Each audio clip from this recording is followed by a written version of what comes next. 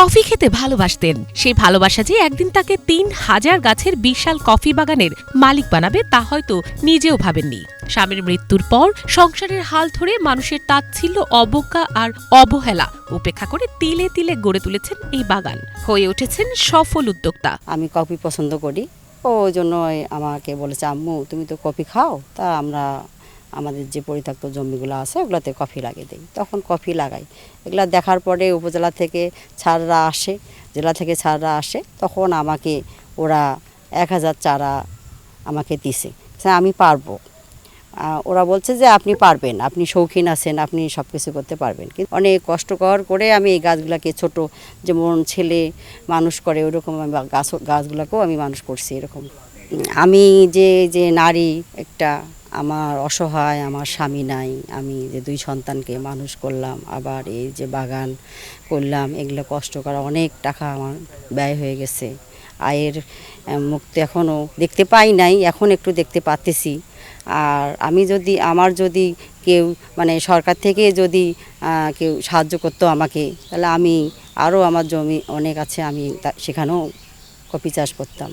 ২০১৮ সালে নীলফামারীর জলঢাকা উপজেলার প্রত্যন্ত কৈরিমারি গ্রামে বাড়ির পেছনের পরিত্যক্ত জমি পরিষ্কার করে প্রায় ৬৫০ কফি গাছ রোপণ করেছিলেন খাদিজা বেগম। সময়ের সঙ্গে বাড়তে থাকে বাগানের পরিধি। এখন সেখানে রয়েছে প্রায় ৩,০০০ কফি গাছ। পাশাপাশি ড্রাগন, রামবুটান, অ্যাভোকাডো সহ বিভিন্ন বিদেশি ফলের চাষও করেছেন। তার বাগানে কাজ করেন ৪-৫ জন শ্রমিক। এখানে আমি বাগানে কাজ করি, সুখে আছি, বেতন আমি পাই ৫০০ টাকা দিন, এই হারে আমি কাজ করতেছি। ব্যতিক্রমী এই কফি বাগান দেখতে দূর দূরান্ত থেকে ছুটে আসছেন দর্শনার্থীরা। কেউ ঘুরে দেখছেন, কেউ আবার বাগান থেকে কিনছেন কফি ও বিভিন্ন ফল। দিন দিন বাড়ছে বাগানটির পরিচিতি।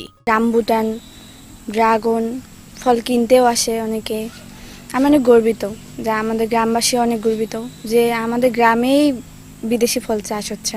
ওনার বাগানে প্রথম আসলাম, এমন ভালো লাগতেছে যে না আসলে এরকম উদ্যোক্তা আমিও হতে চাই। এত কষ্ট করে উনি যে সংগ্রাম করে আসলে এত দূর আসতে পারছে, এটা আসলে সব নারীর পক্ষে সম্ভব না, কিন্তু ওনাকে যদি সাহায্য করা যায় সরকারের পক্ষ থেকে, তাহলে হয়তো উনি আরো অনেক বড় কিছু করতে পারবেন। খাদিজা বেগম জানান, এবার ২০ কেজি কফি বিক্রি করেছেন।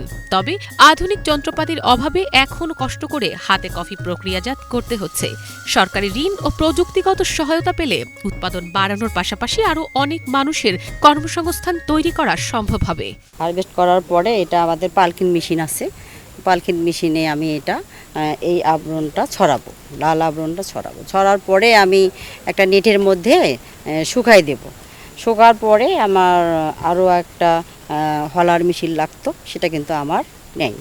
আমি তখন এটাকে কি করি, নিজে হামনদিস্তের মধ্যে এটা খোসাটা ছড়াই। গৃহবধূ থেকে সফল উদ্যোক্তা হয়ে ওঠা খাদিজা বেগমের এই উদ্যোগ অন্য নারীদেরও অনুপ্রাণিত করবে বলে মনে করছে কৃষি বিভাগ। প্রয়োজনীয় সহযোগিতার আশ্বাসও দিয়েছেন সংশ্লিষ্ট কর্মকর্তারা।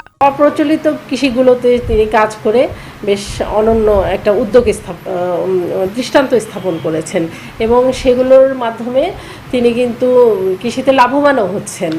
তো বর্তমানে তার আমাদের পক্ষে যেটা যে আমরা তাকে সবসময় তার পাশে আছি, তাকে প্রয়োজনীয় পরামর্শ দিয়ে যাচ্ছি এবং মানে প্রয়োজন তার যদি আর্থিক কোনো থাকে যে ঋণ গ্রহণের মাধ্যমে তিনি আরও উপরে যেতে পারবেন, আমরা তাকে সে ব্যাপারেও সহযোগিতা করব। এক কাপ কফির প্রতি ভালোবাসা থেকে শুরু হওয়া ছোট্ট একটি স্বপ্ন আজ হয়ে উঠেছে সংগ্রাম, সাহস আর সাফল্যের গল্প।